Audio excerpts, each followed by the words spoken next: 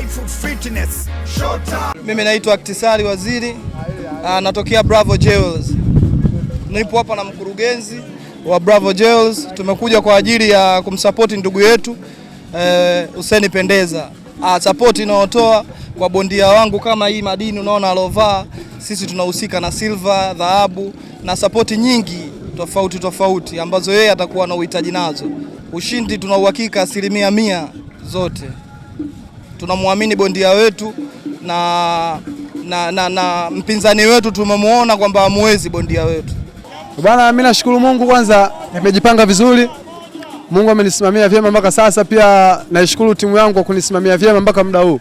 Kuanzia mwanzo wa maandalizi yangu mpaka sasa tumefika siku ya kupima uzito.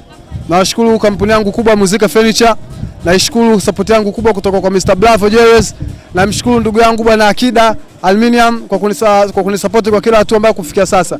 Na pia timu yangu yote inaamini ushindi kwangu. Mpaka imefika hapa sasa, yani imekuja kunisupport na inaamini ushindi mkubwa mpaka kuwa hapa. Kwanza mpinzani wangu kashaingia hofu, kashaniogopa.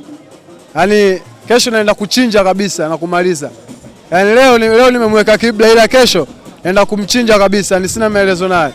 Nashukuru boxing sasa hivi imekaa vyema kabisa, pia support ninayopata ni kubwa. Yani kubwa sana tofauti na mwanzo. Support ninayopata kubwa, ndugu zangu unaona hapa, timu yangu unaiona hapa imenisimamia vyema, imehakikisha nakula na lala salama, naamka salama, naingia mazoezini salama na kila kitu kipo salama. Yani kuanzia juu mpaka chini unaponiona wamesimamia wao. Wanajua si wachoshi si waboi. Ni ushindi tu, hamna kingine. Yani hapo ushindi kikubwa, ni hapo ushindi tupigane, majaji wasiangalie nini wala ni, kwa sababu wanakuwa na matokeo yao. Kwa hiyo hapo kikubwa ni waache mchezo uchezeke, mikono iongee tu. Au mambo mengine hayo yanajulikana hapo juu lingine, wasitake kuleta babaifu. Mtu anapigwa ataka kufanya hivi, si hatunaga hizo, si hatunaga vurugu. Sisi tunacheza ngumi, zinaonekana ngumi burudani. Anapigwa mtu. Kapigwa mtu kihalali, apigwa mtu kihalali. So babaifu kwa sababu watu wamewekeza hela zao mzee. Haiwezekani mtu anapigwa pale kwa babaifu afu wanaweka mambo yao na wajua wao, sio kitu kizuri. Mchezo uende kama unavyotakiwa. Burudani ionekane, mikono itembee, ringi ionekane hivyo, yani mzee. Usisahau kulike page yetu ile ya UKC TV. Fanya namna hii. Au sio? Asante sana.